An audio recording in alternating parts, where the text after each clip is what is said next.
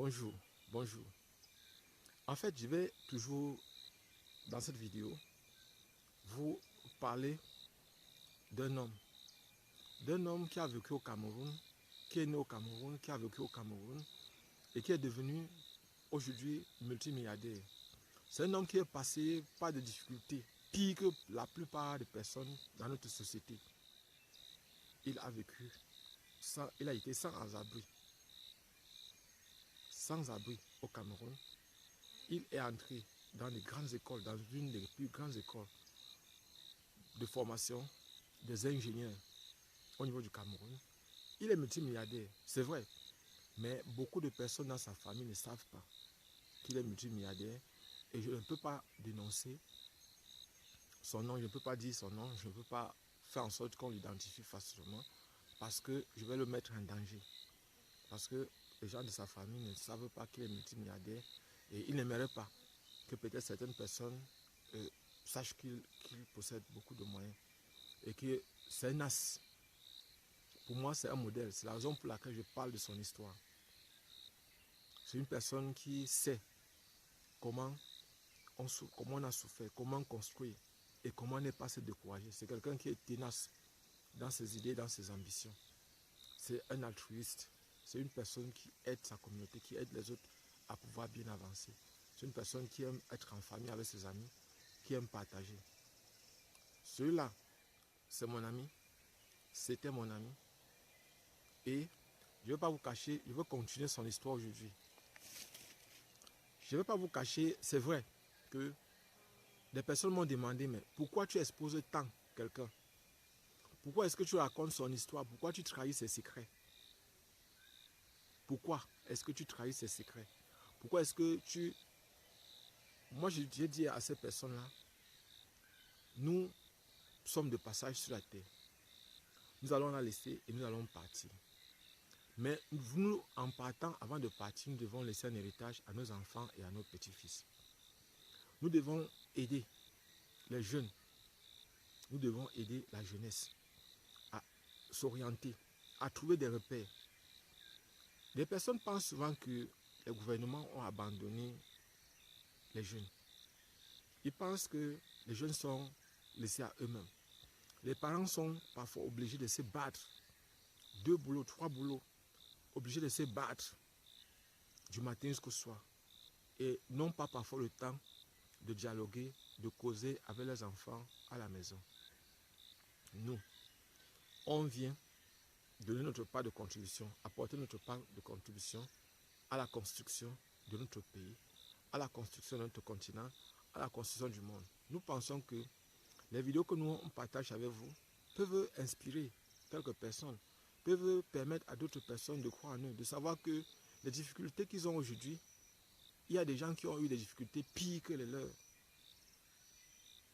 Il y a des personnes qui ont souffert 100 fois plus que eux. Il y a des personnes qui sont passées par le noir, par l'obscurité, mais qui ont quand même réussi à sortir la tête de l'eau pour respirer. Et ils respirent bien aujourd'hui. Aujourd'hui, ils sont plutôt dans un bateau. Ils ne peuvent plus être noyés parce qu'ils ont su comment sortir de l'eau, comment se battre. Je continue avec son histoire, avec l'histoire de ce jeune homme, de ce Camerounais qui, ma foi, a réussi à créer des entreprises, à être anarqué par ses amis, par ses camarades de classe, mais qui n'a pas accepté d'être découragé, de se décourager. Il s'est dit, je dois avancer. Ce n'est pas parce que ceux-là ont fait ceci que le monde est contre moi. Je dois avancer. Je dois profiter de ce que je maîtrise déjà. Je sais déjà que maintenant, je peux créer une entreprise et mes amis me trompent. Je peux être là, ils travaillent avec des gens et ils me trompent. Et c'était déjà une très bonne leçon. Je vais vous raconter un autre pan de sa vie. En fait, lorsqu'il réussit le baccalauréat, il arrive dans la ville de Yaoundé. Je vous ai dit, il avait eu le baccalauréat en 1997. Lorsque moi je partais en terminale, lui, il réussissait son baccalauréat. Et quand il était en première année mathématiques à l'université Yaoundé 1, donc il y avait une association des anciens élèves du lycée classique de Batouri. Eux, ils venaient donc constamment, pendant les congés de Pâques, aider les jeunes, aider les autres frères, les autres amis, les autres camarades qu'ils avaient laissés au lycée. Jusqu'à aujourd'hui, certaines associations des villages, des contrées, reculées au niveau du Cameroun, continuent à faire cela. C'est-à-dire c'est un coup de pouce qu'on peut donner aux frères, aux sœurs, aux amis, aux petits frères, aux grands frères qu'on a laissés dans les classes, qu'on a laissés en classe de terminale, en classe de première, qu'on a laissés au lycée. Pas parce que, en fait, on veut se vanter, pas parce que peut-être on veut leur montrer qu'on est fort et qu'ils sont faibles, non. Parce qu'on se dit, il faut partager ce qui nous a permis de réussir avec les autres pour qu'eux aussi réussissent comme nous. Voilà ce que lui avait comme idée. Ils ont créé l'association et ils sont venus au lycée. Je ne vais pas vous cacher, pour beaucoup de jeunes, ces jeunes devaient penser que peut-être qu'eux, ils venaient pour les filles. Non. Lui, en fait, c'était quelqu'un qui savait faire en sorte que le groupe puisse profiter. C'était un meneur. C'était un meneur. C'est la raison pour laquelle aujourd'hui, moi, je ne suis pas surpris qu'il soit multimilliardaire. C'est quelqu'un qui savait ce qu'il cherchait. Il savait se battre, un bon stratège. Il savait ce qu'il avait besoin. C'est vrai, ce n'était pas facile.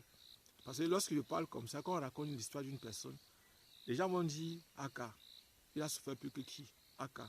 C'est évident? Non, ce n'est pas évident. Avoir l'idée de créer une association pour venir aider ses camarades, ce n'est pas n'importe qui. Parce que je me souviens, lorsqu'ils étaient en train de faire les statuts de l'association, il m'avait parlé de ça. Et il était l'un des meneurs, l'une des personnes qui suggérait aux autres la création d'une telle entreprise, c'est-à-dire faire en sorte que l'association puisse constamment venir aider les autres qui sont au lycée. L'association a existé pendant quelques années. Et chaque année, les résultats devenaient de plus en plus meilleurs au niveau du lycée de Batouri. Et même dans toute la ville, parce qu'on ne travaillait pas seulement avec les élèves du lycée, on travaillait aussi avec les autres élèves, ils travaillaient aussi. Quand j'ai eu le bac, quand j'ai eu mon bac, c'est pas mon histoire qui raconte, nous sommes venus une fois aussi, avec nos camarades, donner un coup de main. Et c'était la première fois, donner un coup de main à nos camarades, à nos petits frères, à nos petites soeurs de la ville de Batouri. Je ne vais pas vous cacher, c'est la première fois que je me retrouve dans... Le premier jour, j'avais à peine 7 personnes dans ma salle, en classe de 3e, comme je donnais cours en classe de 3e. Le deuxième jour, je me retrouve avec plus de 60 personnes dans ma salle. Est-ce que j'ai eu à suivre une formation pour être enseignant? Non. C'est vrai, quand nous étions en classe de première et de terminale, nous avions déjà, avec mon ami, qui est quitté de sans-abri à multimilliardaire, on avait déjà réussi à créer un groupe de répétition dans le club scientifique. Parce que nous étions, moi j'étais président du club scientifique, lui était un membre très influent du club scientifique. Je ne veux pas donner son identité parce que si il donne, les gens vont dire Aka. Et il a beaucoup participé à notre réussite lorsqu'on était au club scientifique du lycée de Batouri. Il a beaucoup participé. Donc, nous, ce qu'on faisait, c'est quoi? C'est que on partait donc, et il fallait gérer donc près de 60 élèves. Je ne veux pas vous cacher de ce que c'était pas facile. C'est à ce moment-là que j'ai su que le travail des enseignants n'était pas un travail facile, évident. Je vous explique. Ce premier jour-là, je suis en train d'expliquer au tableau un cours. C'était sur le cours de technologie. Vue de face, vue de dessus, vue de dessous, vue de gauche, vue de droite. Il faut faire les projections dans le plan. Et pendant que j'explique, je dis aux gens que, bon, vous voyez la vue de face, on projette ça comme ça, vue de dessus, on prend ça comme ça, on pousse ça en bas. Vue de dessous, on prend ça comme ça, on pousse ça en haut. Vue de gauche, on prend ça comme ça, on met ça ici. Vue de droite, on passe comme ça, on met plutôt de l'autre côté. Pendant que j'explique le cours comme ça, je suis en train d'expliquer. Il y a une fille qui me dit, je ne comprends pas, monsieur. Je dis, comment? Elle me dit, je ne comprends pas bien. Je dis, bon, le professeur vous a expliqué comment en classe.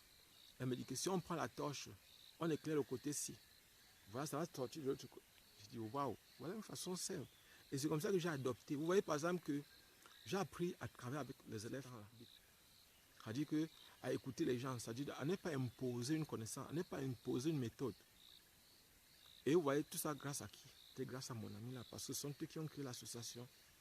Et l'association n'a pas pu continuer à travailler. Pourquoi? Je vous explique. Parce que lorsque nous on venait, par exemple, c'est quelque chose que je dénonce et que je voudrais attirer l'attention des élites. Aujourd'hui, beaucoup d'entre eux sont des élites et je ne voudrais pas que ces erreurs-là continuent. Je vous explique ce qui s'était passé. Nous venions chaque année travailler avec nos petits frères, nos petites soeurs. Et qu'est-ce qui se passait? Nous dépensions notre argent. Personne ne nous donnait l'argent. C'est-à-dire, nous étions dans l'association, chacun payait son transport, chacun se nourrissait, chacun, comme on avait une famille au niveau de Batouri, chacun dormait chez eux. Mais ce qui était bizarre, c'est que quoi? C'est que derrière, par derrière, certaines élites appelaient les ressortissants de la région, de lieu, et leur donnaient 50 000 francs. Alors qu'à nous, autres, on nous disait que nous sommes les étrangers. Et c'est comme ça qu'on ne nous donnait même pas 5 francs.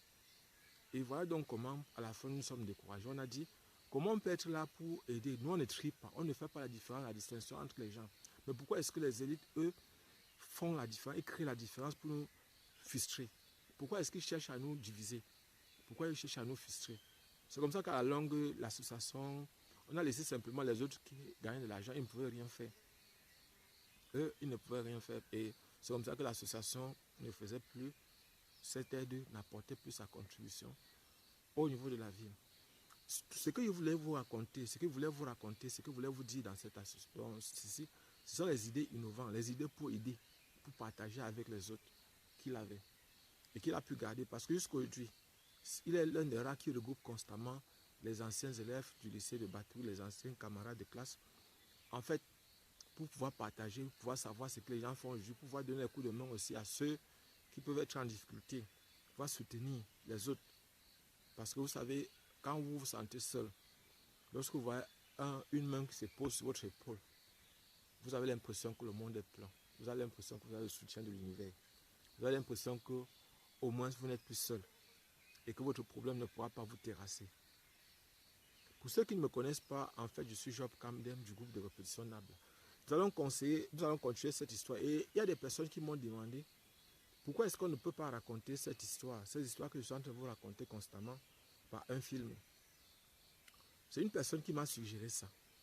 Une personne qui me tient à cœur, une personne pour qui j'ai beaucoup de respect et que j'admire beaucoup. Je ne voudrais pas dire cette personne ici. Peut-être prochainement, elle pourrait vous dire. Donc, partagez le maximum possible cette vidéo. Nous, notre souhait, c'est d'apporter notre part de contribution à l'évolution du monde, d'apporter notre part de contribution à l'évolution de notre société, de faire en sorte que s'il y a possibilité de bien vivre le petit temps que l'univers nous permettra de vivre sur cette terre, qu'on puisse vivre correctement, qu'on puisse profiter le maximum possible et qu'on puisse s'épanouir dans ce qu'on fait avec les autres aussi. Abonnez-vous et partagez le maximum possible cette vidéo. Il y a des personnes qui m'ont posé la question, mais quand je suis arrivé dans la ville d'Ayoma, ceux qui me connaissaient et qui sont mes grands frères de loin m'ont vu et ils m'ont vu avec la barbe blanche, ils m'ont vu avec les cheveux blancs. Ils me demandent, mes petits frères, qu'est-ce qui ne va pas? Pourquoi tu as les cheveux blancs alors que nous, tes grands frères de loin, tu n'as pas les cheveux blancs? On n'a pas les cheveux blancs. Qu'est-ce qui se passe? Il a dit non. En fait, c'est l'enseignement. Tous mes camarades de classe supérieure de Yaoundé 1, tous les camarades de classe de ma promotion, que ce soit les filles ou les garçons, les cheveux blancs, eux tous. Peu importe, il y a des personnes qui ont une trentaine, le maximum c'est quarantaine. Il y a personne qui a 50 ans parmi nous. Mais nous tous, on a les cheveux blancs. Ce n'est pas mon histoire que je suis en train de raconter. Je vais vous raconter mon histoire certainement prochainement. Partagez au maximum possible cette vidéo. On se voit prochainement.